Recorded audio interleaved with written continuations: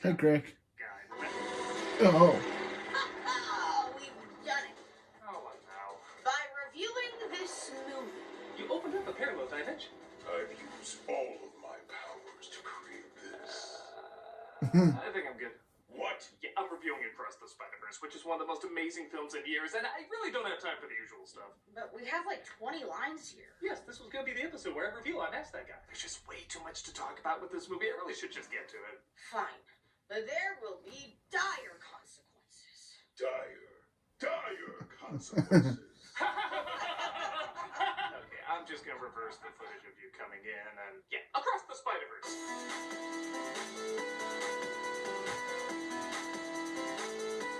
As you've heard me mention in the past, Into the Spider-Verse was easily my favorite Spider-Man movie. Yet, I never did a full-on review of it. Part of the reason is everyone has said pretty much what I think. It's fairly self-explanatory why this film is so great, and I don't really have a ton of new things to add on top of it. But with Across the Spider-Verse, there's so much visual stimulation, visual information, and visual storytelling going on that I'm convinced no one reviewer could cover all of it. It is overload how much this movie throws at you. I remember watching this movie in the theaters, and it was great. Detail in the foreground, background, corner of the screen, or center of the screen all ties into either its clever humor or themes and ideas. I was blown away when I saw this movie, and despite seeing it several times, I'm still finding new things to notice on each viewing. To me, this is what the word Marvel was invented for, because this film is a cinematic marvel. It's my new favorite Spider-Man flick, and I'm gonna dive into why. So let's not waste any time. Not even a little bit of time. You need to go. Dick.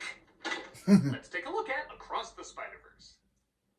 First off, I love that even the opening logos has to utilize like 50 different art styles. Hell, even that little cough text before the logos is pretty artistically pleasing to look at. Like if you put that on a billboard and put soda under it, I'd buy that soda. The movie hasn't even started yet, already I love its style. And we open with Gwen from the last movie playing the drums. His name is Miles Morales.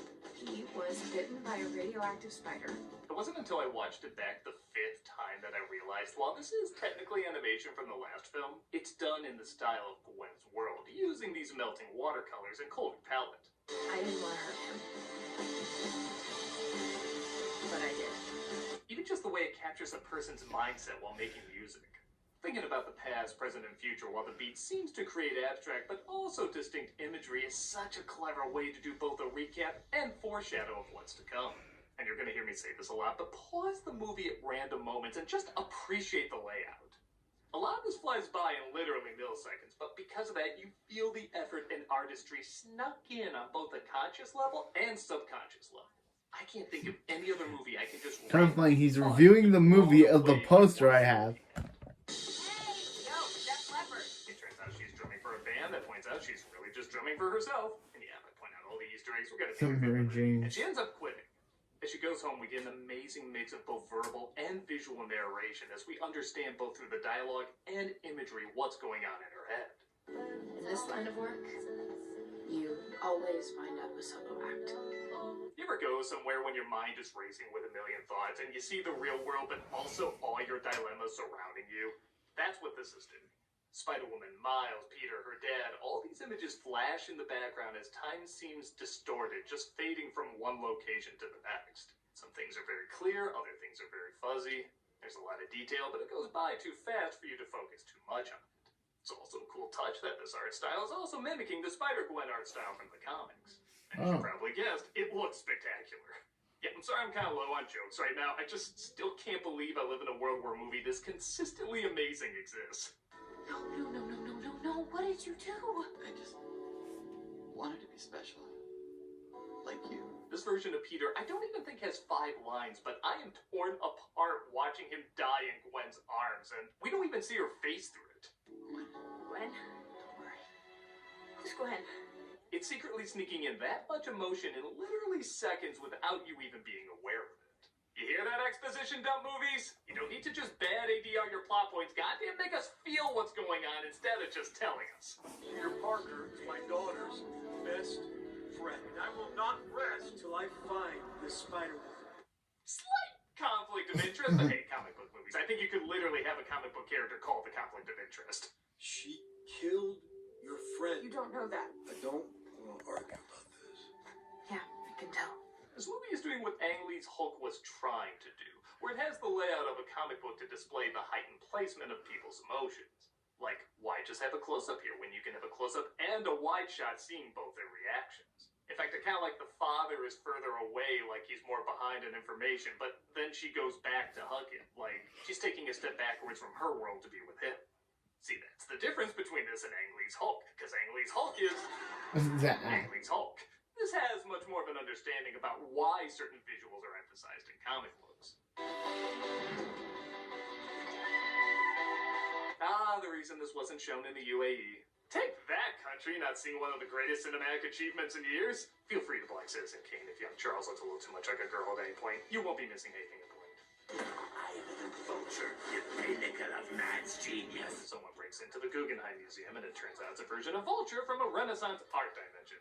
Where are you from, bud? I am an artist, an engineer. This is so detailed. There's even notes scribbled around him the same way Da Vinci would scribble notes on his work. So I gotta respect a film that thinks Jeff Koons is overrated. But other spider folks start coming through the portals with music that, I don't know about you, but I just cream my jeans whenever I hear.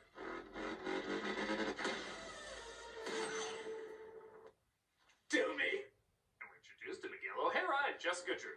Did I mention, by the way, on top of this movie being a visual masterpiece, it's also funny as hell. You could stop making a mess of parking there for no reason? Garbage eyes. We're talking about it, aren't we? I mean, it's not- My hunch. Goddamn these movies. I mean, I like them, but we could be getting these. It's pretty cool how Gwen uses the rhythm of her music with the rhythm of saving lives, as shown by the propellers next to her spinning her drumstick. Thus, Vulture is defeated, but Gwen's father discovers the truth. I didn't have a How choice. long have you been lying to me? I love how they change up the background during this talk with every edit back and forth. Like both their worlds are melting into something sad and unpredictable. I adore anime movies where the backgrounds give you half the emotions. And once again, all these look like panels out of a breathtaking graphic novel. You have the right Dad, to stop!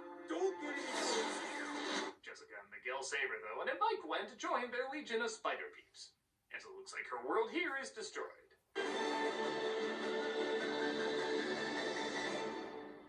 That was all just before the opening credits, and this is the page of notes that I took. Nah, I'm just kidding. It actually went on to the next page. I stopped here. This movie's too good!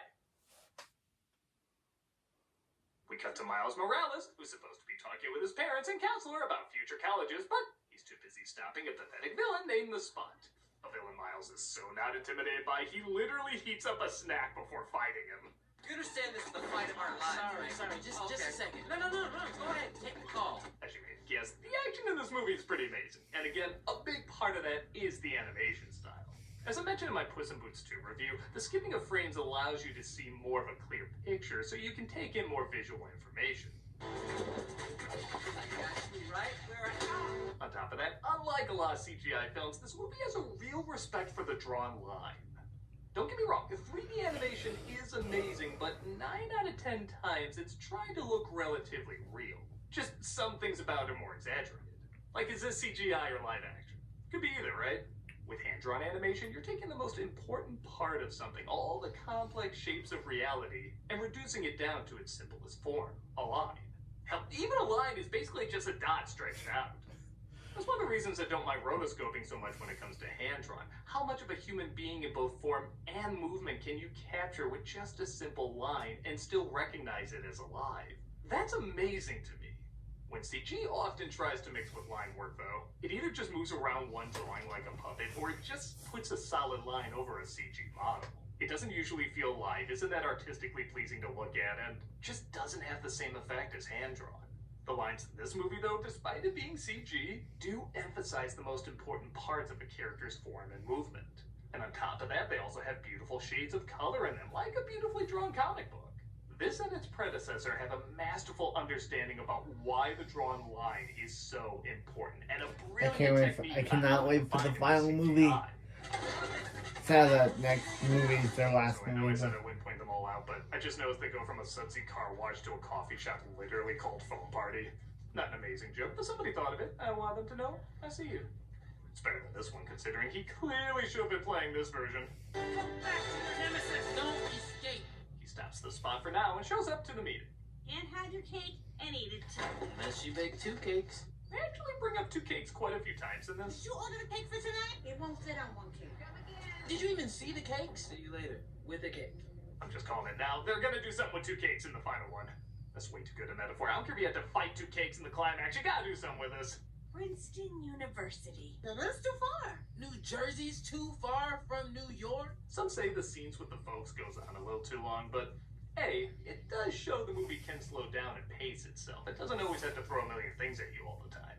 And B, I like how much it foreshadows what Miles is about to go through. He never lets anyone tell him that he doesn't belong there. The speech with his mom saying don't let anyone treat you like an outcast is not only great because he's a unique student, but it also hints that even in a world filled with unwanted anomalies, he'll still be an unwanted anomaly. And he can still utilize that as a strength, not as a weakness. Ow, that hurt my tailbone. Are you kidding me? The spot escapes though, and this time both him and his father try to stop him. He left in the middle of a fight.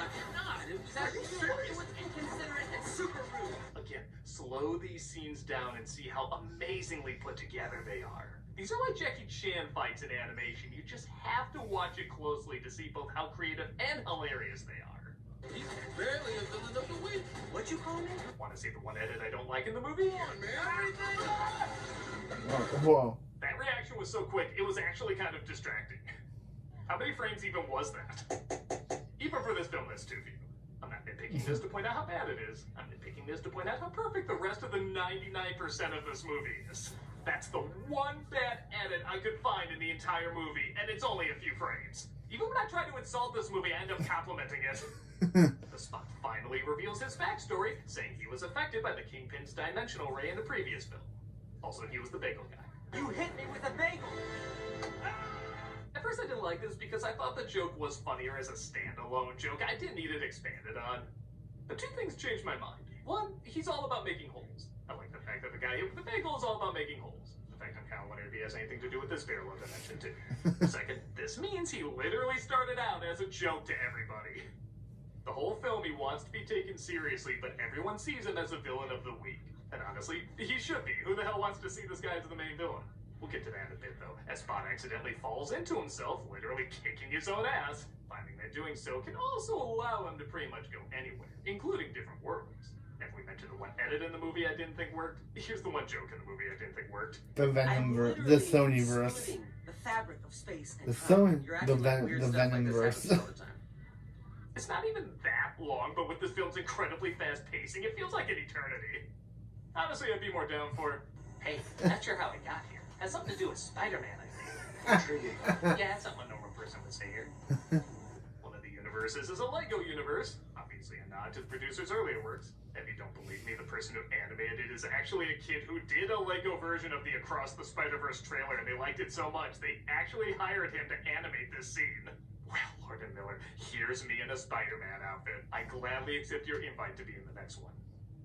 Gwen appears catching up with one of the only people she considers a friend, even though Miles clearly sees her as more of a friend.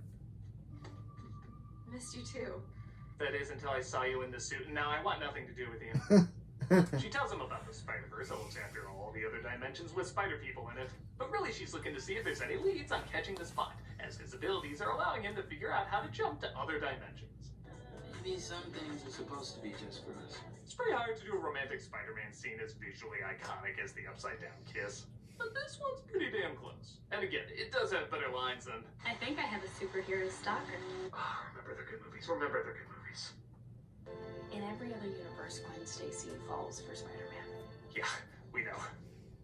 This, of course, puts complication in their relationship, and it doesn't help that the other arachnids aren't for it either. He can't be part of this. I'll never see him again.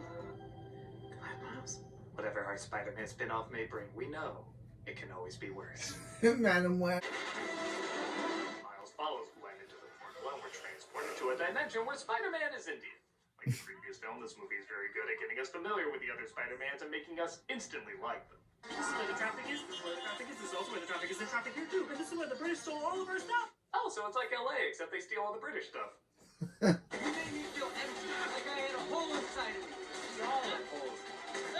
Seriously, how are they making making it so I can follow this action. I should be lost at whip number 3, but the layout is so good. It's like the world's fastest but clearest GPS for punches. We're introduced to Spider-Punk, who, like Punk itself, I almost hate, but then they just I do love those extra Spider-Punk. 1 or 2 things that make him so goddamn badass. Spider-Punk may be the best.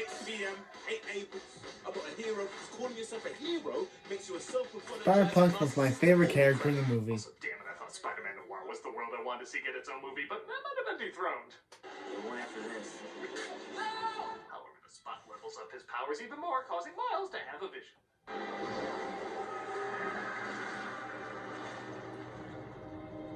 Again, I know this is like the 5th time I've said this, but slow this shit down to see how much they're getting across without you even realizing it. It's like not only are there parallels for what's about to happen, but also showing the same way Miles should have been taken more seriously by his peers, Miles should have taken the Spot more seriously too. And in fact, they are more connected than Miles originally thought. And the fact that both of them were affected by the same dimensional ray, I don't think is on accident. It's almost like that's what allows them to break the rules of traditional storytelling as well as they do. What was that? Our future. After saving the city from a giant sinkhole, as well as saving the father of Indian Spider-Man's girlfriend, the other spiders show up to stop the world from crumbling, as a canon event has been disrupted. What's a canon event? Well, Miles is invited to Spider HQ and, of course, introduced to a ton of cameos. Video game guy. I love video games. Another video game guy. Are you talking to me? See, 40 minutes ago, that's how you do it. He's reintroduced to Peter B. Parker, who's now a parent, and brought to Miguel. He's the leader of the Spider Troops, making sure events that are supposed to happen always And happen. Oscar Isaac is the best Like actor in this Spider movie. Showing up in the Spider-Verse movie, even when some should clearly be making 3 Big more time. seasons. And of course, having someone close to them die. If any of these are broken like Miguel did once, their whole world would crumble like his did. Miles, as you may have guessed, is supposed to watch his father die at the hands of the Spot. If not for Uncle Ben, most of us wouldn't be here. All the good we did, it wouldn't have been done. It is interesting asking the question, can Spider-Man still be Spider-Man without some sort of tragedy? Honestly, at first, I thought this was a major problem with the Holland movies, but they eventually worked a little backwards and balanced it out. Miles, of course, doesn't want his father to die, but Miguel says it's for them. Oh, there's Spider-Man and Wonder You Woman. can't ask me not to save my father. I'm not asking. It also doesn't help that apparently Miles is already a bit of a non-canon event, as the spider that bit him is actually from another dimension called Earth 42, hence why the number 42 popped up so much in the previous film. It was never supposed to fight you! You're the original anomaly! I really like this because it shows the battle between people who obsess over things that are canon and others who just want to ignore it. We've all seen fans who shoot down a cool idea because it's not canon, but we've also seen writers ignore the canon completely, missing the idea of what a character is all about. With so many different versions and interpretations of Spider-Man over the years, this really is one of the most perfect characters to execute this with. Miles escapes, and we have a fight scene that's just as funny as it is creative. It's Spider-Rex and Spider-Dog. Spider-Cat. Okay, Spider-Man Noir, Punk, and T-Rex definitely need their own movies. He escapes to the teleporter and convinces the person in charge to send him home, which is a little rushed, like he flirted with her a little bit, and now she's a rebel? I don't know. And because Gwen pushes back and says Miguel might be wrong, he sends her back to her world as well. We are supposed to be the good guys. A staple said every day in Congress. What? This forces Gwen to finally confront her father. Arrest me. I can't, Why not? because I quit. When? About halfway through your big speech. The movie's already over 2 hours. This is a good way to speed things up. Gwen realizes if she could alter her father's death, maybe Miles could alter his father's too. But Miles quickly realizes he's in the wrong dimension, as his uncle is still alive, his father is dead, and there's another Miles who never got bitten and turned out to be the Prowler because of it. That's right, the machine sent him back to the world of Earth 42 because that's the DNA the spider that bit him left in his blood. Trust me. I know you don't want to be the problem. Okay, so I'm not gonna lie, I thought he punched Miles' brains all over the room. Nice knowing you. He just punched above him though, and as the spider posse searches for Miles, Gwen builds a team from the previous movie, and the Spot vows to get his revenge by killing Miles' dad. An amazing cliffhanger leaving Miles helpless. Except I guess he's not. this is a weird place to end it. Like, how will Batman get out of this? Probably the Batarang. But maybe not, but probably the Batarang. Still, it's another nitpick, and yeah, I think it's clear the father probably won't die in the next one, and that Miles will find a workaround while also showing Spot the two of them are similar. That's my personal guess, but whether I'm right or wrong on that, I just saw one of the most amazing movies I've seen in years. I agree. It's rare I use this term, but I loved this movie. insultingly good. It's a movie that makes me ask, in a field where films are incredibly hard to make and get funded and make financiers and audiences and the director happy, why can't more The of intro theme was good? had a good I know it sounds like soundtrack. an oxymoron, and it is, but the film Oscar Isaac had a good line when he was fighting against Miles. He had one of the best lines in the entire movie. This movie's just great. It even inspired me to buy the poster. It's like that intro lasted 2.5 hours. You could watch it a million times and still miss an amazing detail, a phenomenal image, another layer to the story and characters that makes them work on even more levels. It is so. I can't wait to see how they're gonna deal with Miguel in the next movie, while also dealing with the Prowler A Miles. lot of people say not only superhero movies, but film in general is missing the excitement, cleverness, and passion to thrill people. I say, in all seriousness, the future of cinema is in the Spider-Verse. And yeah, sorry I couldn't do more of the crazy stuff like I usually do around here. There really was just too much to talk about. You will be sorry. Yeah, for we've had our devil friend here enact a curse on the studio. No Whoa. one can enter. We're gonna make sure that none of you ever go in there ever again. You know, I think I'm okay with it. What? You've been acting shady ever since the tornado hit the studio. It took forever to get the damages from the tornado fixed. I'm not even 100% convinced they're fixed. This literally happened this week just for rain. Don't you know? Ants. Nah, I think I'm gonna move in somewhere else. You don't even have another studio. Yeah, it'll take some time to find a new one, but I think it'll be worth it to get away from you all. Huh. Could it be that our couples counselor is right, and our need to push people away is actually pushing people away? I don't know. That's our couples counselor. What do you think? Nah. You will rue this day, critic. New place again? Well, looks like we'll be filming at home for a little bit. Again? As is the theme for the past couple years. You hear that, Chaplain? I'm gonna be filming back at the house for a while. Did you ever leave? Very funny. Again? I'm a nostalgia critic guy, remember? So you don't have... Again? He came back just to go back home again?